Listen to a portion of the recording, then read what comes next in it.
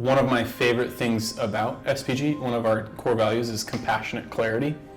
And to me, that's a big part of what it comes down to. One of my favorite business books is Good to Great by Jim Collins.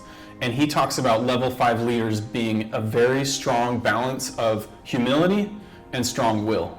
So for me, in those types of situations with leadership, it means having a clear vision and a drive to move forward while also listening to others.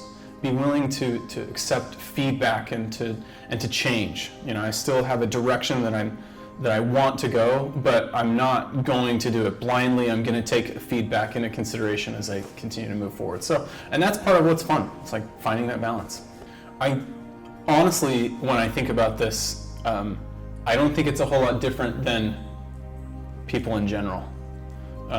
And I think a big part of it, whenever there's something new in life that you get excited about, like some goal you want to achieve or something you want to reach, it's fun, it's new, it's different, and so that's the time where it's really easy to kind of commit to a new process. But when it starts to get old or boring or challenging, that is when the two packs are separated. The truly successful ones we see continuing to push when it gets boring and monotonous or really challenging. And I don't think that success correlates with skill. It correlates much more with grit and being able to persevere during those moments. It is challenging in my role because I work primarily with the doctors.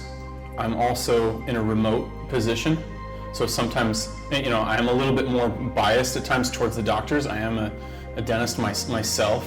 But the honest truth is, most of the time it's both, in some capacity. There's always things that both sides can do to improve a situation. So I think asking questions, getting really curious about, you know, where are you coming from? What's been your experience? What have you tried with this team member? How did they respond in that situation?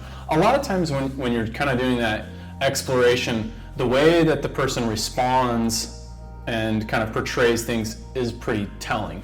I think in the beginning, when I was first entering into dentistry and I owned a practice, there just was a lot of different things to juggle.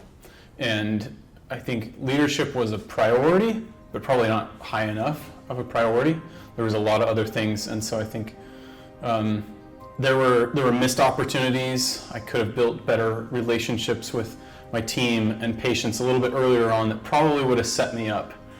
I would focus on communication. It is what I believe is the most universal skill that just applies across the board. No matter what job you have, you're working with other people, you're serving others, and communication is important in pretty much every aspect to be able to fulfill something.